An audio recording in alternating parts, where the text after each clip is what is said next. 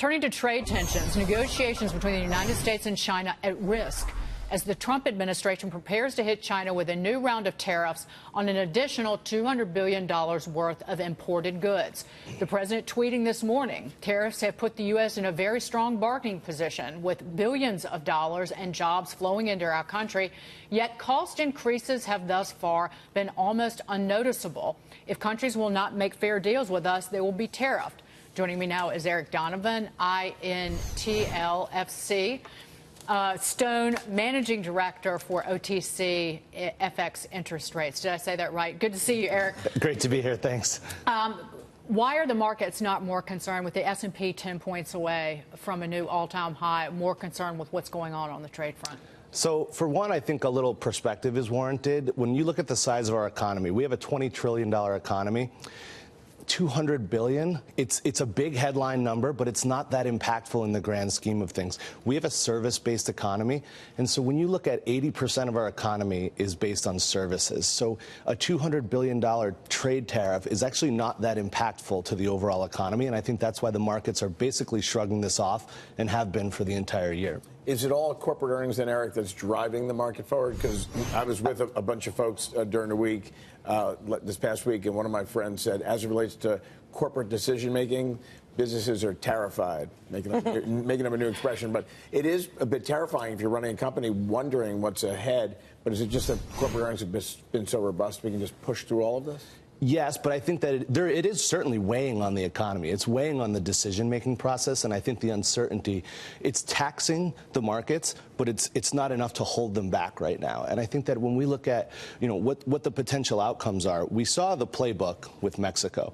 Trump is going to ramp up the rhetoric, and then he's going to ultimately cut a deal. The problem is that he showed his cards, and so now everyone's expecting the exact same thing to happen with China, and he's got to take it up a notch. So now we see over the weekend $200 billion trade tariff. He's got to spook the market into believing that he's actually going to go through with this. But Mike Block, and we talked about this in the break, but maybe a 10% tariff versus a 25% tariff on this, and an additional $200 billion of annual imports coming in from China. So that would be less of a blow, so to speak, to Americans, quite frankly.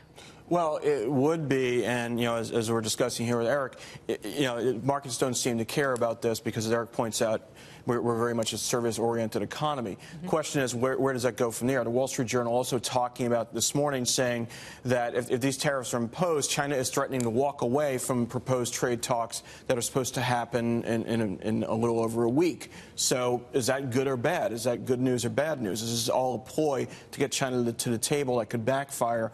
And look, I'm with you, Eric. I've seen, corporate earnings have stayed strong. Profit margins have stayed strong. Last week, though, the Beige Book was out. And we did see, whereas in past Beige Books, maybe they were talking a lot more about companies being able to dictate price. We're seeing less language like that. And in the text of the Beige Book, they actually talked about inflation decelerating.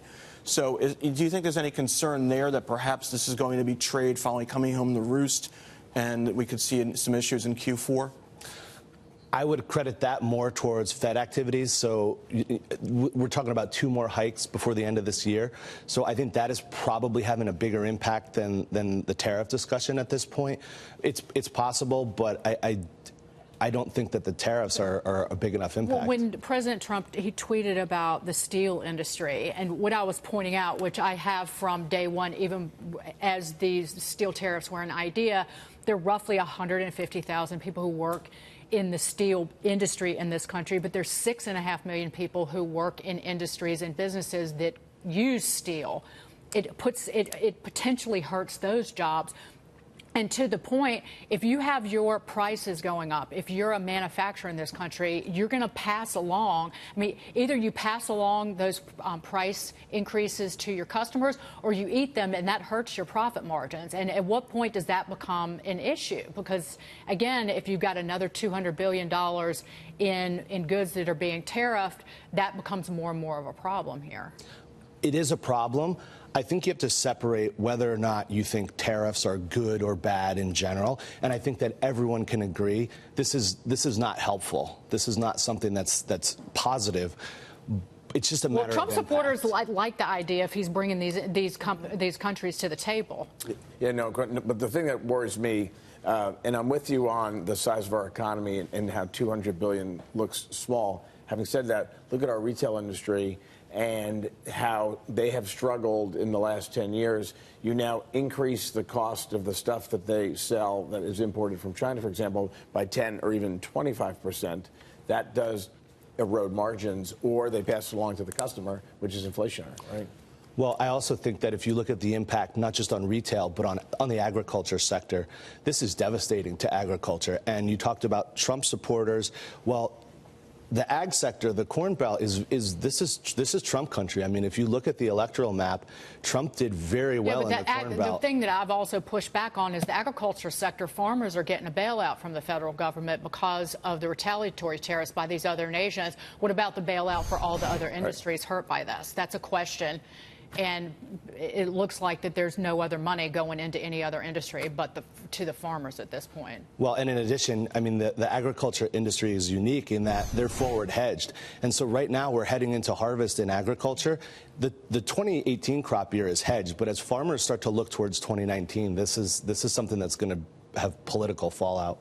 Eric, good to see you. Political, we shall see. We'll have to wait to the midterms for that. Markets react every day. Eric Donovan, great to see you. Thank you so much. Thanks.